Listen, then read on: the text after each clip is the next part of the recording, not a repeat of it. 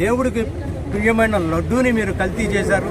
కాబట్టి మీ పక్షాన దేవుడు మీకు సరైన శిక్ష విధిస్తాడని మేము మనస్ఫూర్తిగా కోరుతున్నాం. తిరుమల తిరుపతిలో లడ్డూళ్ళు కల్తీ నెయ్యితో లడ్డూలు తయారు చేశారని చెప్పేసి ఈ రాష్ట్రం దేశవ్యాప్తంగా ప్రపంచవ్యాప్తంగా ప్రజలందరూ కూడా భయాందోళనకి గురి చేసే విషయం అందరికీ తెలుసు. అధికారంలో తెలుగుదేశం ప్రభుత్వం ఉన్న వైఎస్ఆర్ కాంగ్రెస్ పార్టీని టార్గెట్ చేస్తూ వాళ్ళు అధికారంలో ఉన్నాము, మేము ముఖ్యమంత్రివి, మా తాలూకా అక్కడ చైర్మన్ ఉన్నాడనే విషయం మర్చిపోయి వైఎస్ఆర్ పార్టీ హయాంలో జరిగింది కల్తీ అని చెప్పేసి మరి చెప్పి ప్రజలను భయాందోళనకు గురి చేసి అందరూ తెలిసింది. దీనిపై ఎంక్వైరీలు జరిగాయి, సిట్ ఎంక్వైరీ చేసింది. అందులో జంతువులకు లేదు అని చెప్పేసి వాళ్ళు పూర్తిగా రూఢిగా చెప్పడం జరిగింది. కానీ ఇంకా ఈరోజు కూడా ఏదో కల్తీ జరిగిందని చెప్పేసి ప్రజలను మభ్యపెట్టే విధంగా ప్రవర్తించడం చాలా బాధాకరం. ఇవాళ పొద్దున వార్తల్లో చూసాం, ఈనాడు జ్యోతి పత్రికలు కూడా ఎవరైనా సరే హిందువుల మనోభావాలు కాపాడాలని చూస్తారు. తప్పులు జరిగినా సరే హిందువుల మనోభావాలు కాపాడాలి అని చెప్పేసి అందరూ భావిస్తారు.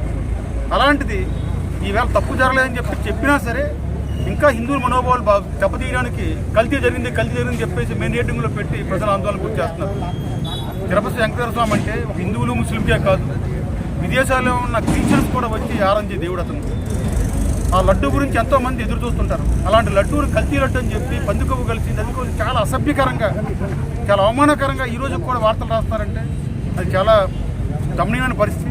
ఈ రోజున ఈ చంద్రబాబు నాయుడు గారు, పవన్ కళ్యాణ్ గారు వీరు పొరపాటున నోరు జారి మేము అధికారంలో ఉన్నాము, నేను ముఖ్యమంత్రిని, నేను ఉప ముఖ్యమంత్రి మరిచిపోయి జగన్మోహన్ రెడ్డి గారు సీఎంగా ఉన్నారని పొరపాటున వాళ్ళు భావించి మాట్లాడిన మాటల్ని కప్పిపెట్టుకోకుండా సర్ది పెట్టుకోవడానికి ఈ రోజు వరకు కూడా నాటకాలు ఆడుతున్నారు. ఎక్కడైనా సరే కొద్ది బుద్ధి తెచ్చుకోండి.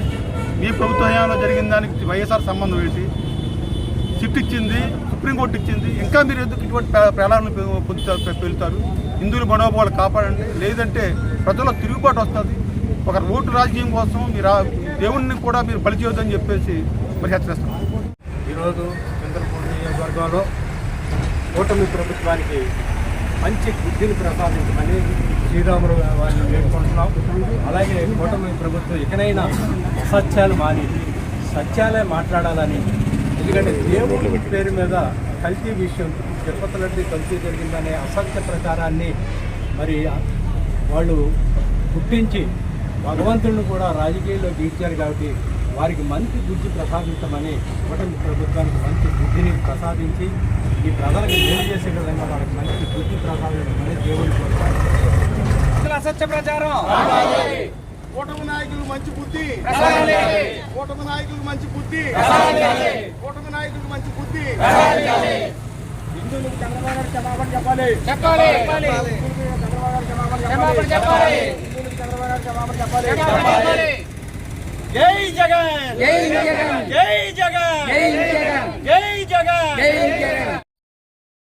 తిరుమల లడ్డూ ప్రసాదంపై కూటమి ప్రభుత్వం చేస్తున్న అసత్య ప్రచారాలకు వ్యతిరేకంగా చింతలపూడిలో వైసీపీ నేతలు గళమెత్తారు. రాజకీయాల కోసం దేవుడిని వాడుకుంటూపై ఆగ్రహం వ్యక్తం చేస్తూ వినూత్నంగా నిరసన తెలిపారు. నియోజకవర్గ ఇన్ఛార్జ్ కమ్మ విజయరాజు, మచిలీపట్నం పార్లమెంట్ ఇన్ఛార్జ్ జిట్టి గున్నాధరు ఆధ్వర్యంలో ప్రత్యేక పూజలు నిర్వహించారు. ముఖ్యమంత్రి చంద్రబాబు, డిప్యూటీ సీఎం పవన్ కళ్యాణ్లకు ఆ దేవుడే జ్ఞానం ప్రసాదించాలని వేడుకున్నారు. మరిన్ని అప్డేట్స్ కోసం మా ఛానల్ని సబ్స్క్రైబ్ చేయండి, లైక్ చేయండి, షేర్ చేయండి.